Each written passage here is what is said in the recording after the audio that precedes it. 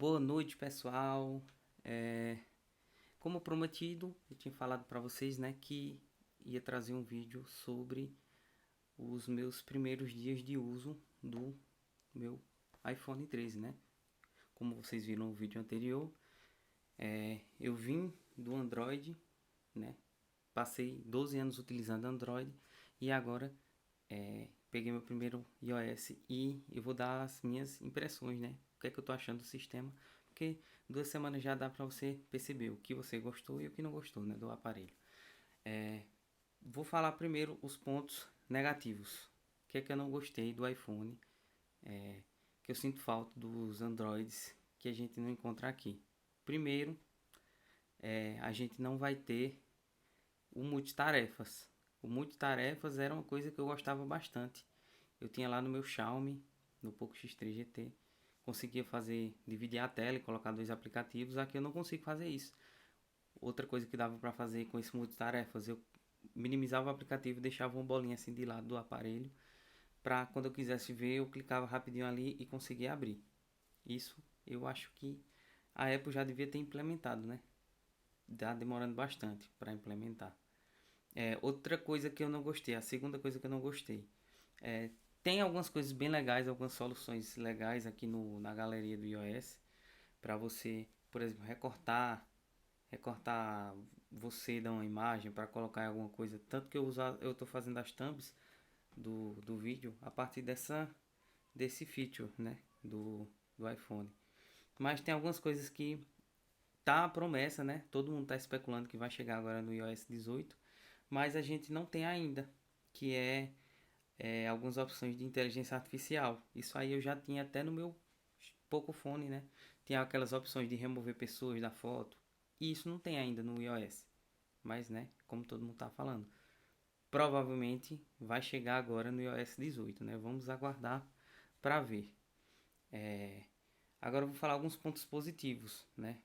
Primeiro ponto positivo que eu percebi do aparelho é em relação a, que todo mundo já sabe, né? Mas em relação a redes sociais, especificamente quando a gente chega na questão dos filtros, que os filtros no iOS é uma fluidez muito diferente do Android.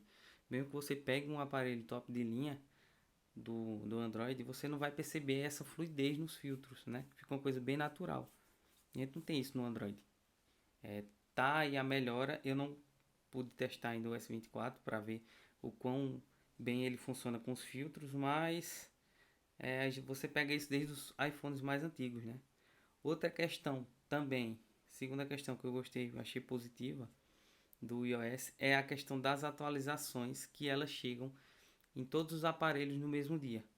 Por exemplo, se eu tenho um primo que tem um iPhone 15, minha mãe tem um iPhone 11, meu avô tem o 13, todo mundo recebe a atualização no mesmo dia.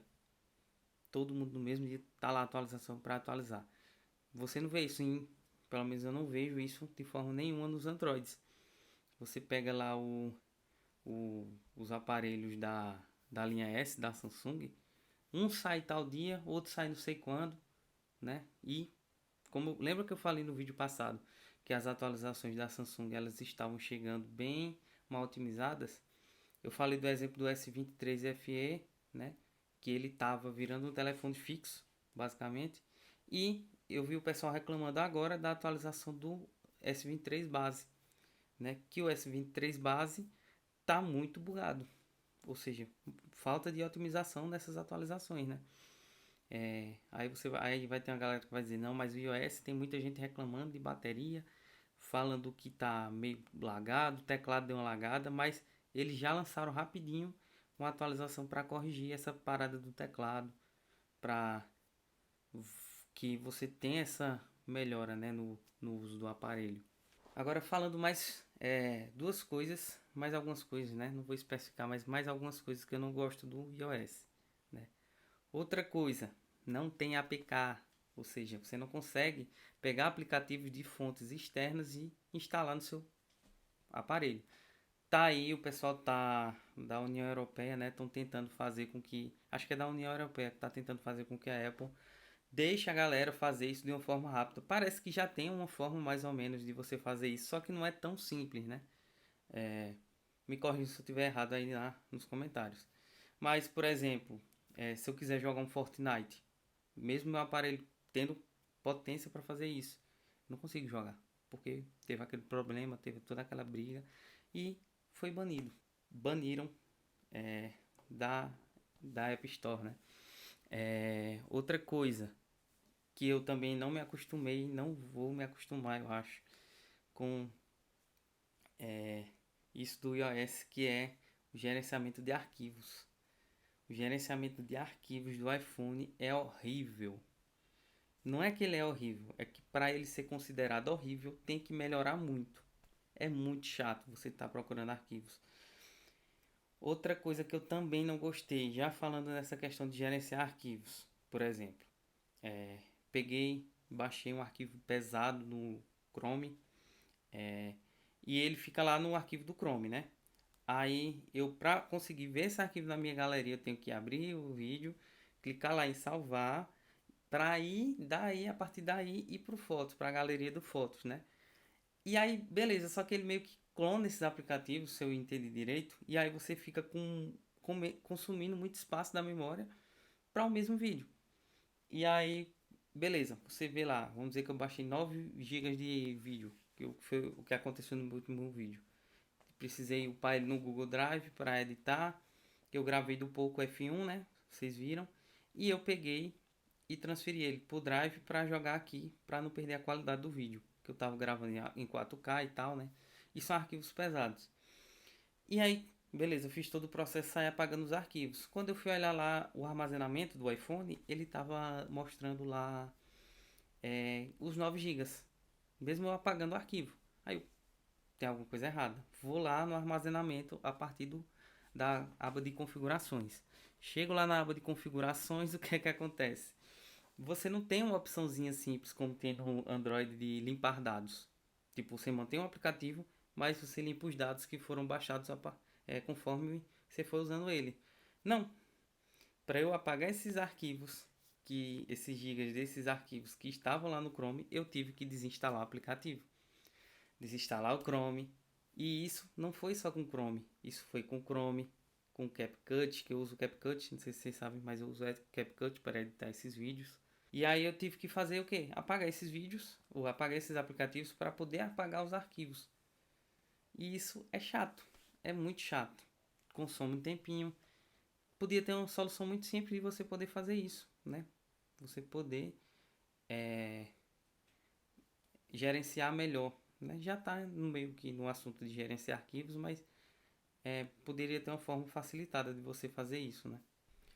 Já outra coisa que eu gostei bastante do iOS, que é uma mágica, né, que o pessoal dos desenvolvedores da Apple consegue fazer, que é o gerenciamento de RAM que eles fazem, né?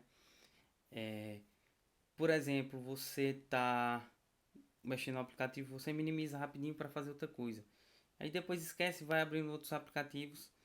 Quando eu fazia isso no meu Poco, certo que isso era era uma característica da própria MIUI, tá? Tô falando já pela minha experiência da Xiaomi, né? Quando eu fazia isso no aparelho da Xiaomi, mudava lá o aplicativo e depois de um tempo ia acessar outro. Quando eu precisava voltar no aplicativo, ele tinha fechado. Ele fechava o aplicativo. No iOS não. Tô lá, mexo em várias coisas. Depois de um tempo eita, eu tava fazendo tal coisa. Quando eu volto no aplicativo, ele meio que abre, mas ele já abre onde eu tava, né? E é uma coisa muito otimizada, bem legal, né? Outra coisa também que eu gostei do iOS, que é uma coisa que eu não esperaria do sistema tão fechado quanto o iOS, que é o seguinte: você poder ver a porcentagem da bateria. Você não tem essa. O Android é um sistema tão aberto que dá para você ver tantas coisas, né? Você não tem uma forma fácil de você ver isso no Android. Por exemplo, se eu pegar um Samsung agora e for lá nas configurações, eu não consigo ver a porcentagem de desgaste da bateria. Na Apple, rapidinho eu vou lá em configurações, saldo da bateria e vejo a porcentagem. Então é um sistema que ele é muito fechado, só que para isso ele é transparente, né?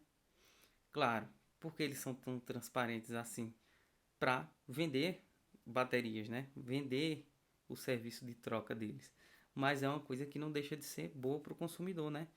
Principalmente porque a gente tem um pós-venda muito bom do iPhone. Né? Quando as primeiras coisas que a pessoa que vai comprar pergunta é o quê? Tá em quantos por cento a saúde da bateria? E aí você consegue negociar com o vendedor, né? Ou com o comprador o preço que você quer pela porcentagem da bateria, né? Isso é uma coisa muito legal.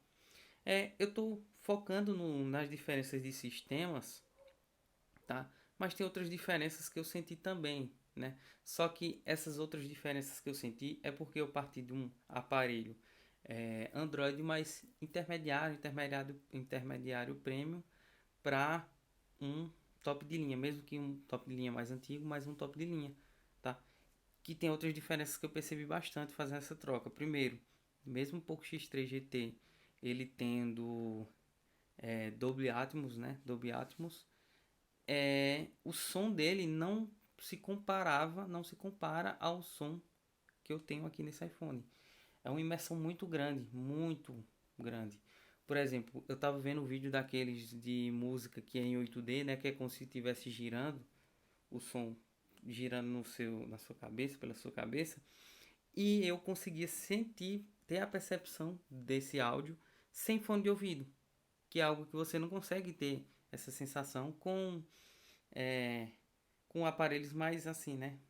Mais básicos, né? Mas essas características de uma mudança de um aparelho intermediário premium, né, para um aparelho top de linha, mesmo um pouco mais antigo, como eu falei, essas diferenças assim de coisas de hardware, eu não quis abordar nesse vídeo, né? Porque isso aí eu também teria em outros Androids, provavelmente. Ou seja, teria um som bom no S23, tão excelente quanto. Microfone tão excelente quanto também, né? Mas talvez eu possa trazer um vídeo, né? Falando maiores diferenças que eu percebi entre da mudança de um aparelho intermediário premium para um aparelho top de linha. E é isso, pessoal. Obrigado por assistir o vídeo até aqui. Se você puder se inscrever para a gente bater a meta de 1000 seguidores, vai ajudar bastante, né? Porque a gente precisa dessa meta para poder liberar algumas coisas do canal. E se puder deixar o like, comentar qualquer coisa, só se gostei, se não gostei. Gostei do setup novo, gostei da gravação, como eu falei para vocês, a qualidade ia melhorar um pouco. E eu tô gravando do próprio iPhone 13, né? Tô gravando do modo cinema e fica bem legal, né? Parece uma câmera profissional. Tô com iluminação boa aqui também. O áudio, não tô usando o áudio do aparelho, tô usando o microfone Fifine aqui, conectado diretamente nele, né? Tô com medo de derrubar tudo aqui, mas eu tô utilizando esse Fifine aqui, que é muito legal, que não é meu. Deixa eu focar nele aqui. Pronto, tô focando nele. Ajuda! Deixa eu fazer igual as blogueirinhas. Que não é meu também, né? Mas ele tem um som muito bom. E espero que não tenha ficado sem áudio a gravação, por estar mexendo nele. Mas enfim, é isso, pessoal. Já me enrolei muito, né? No vídeo. É isso. Valeu. Tchau.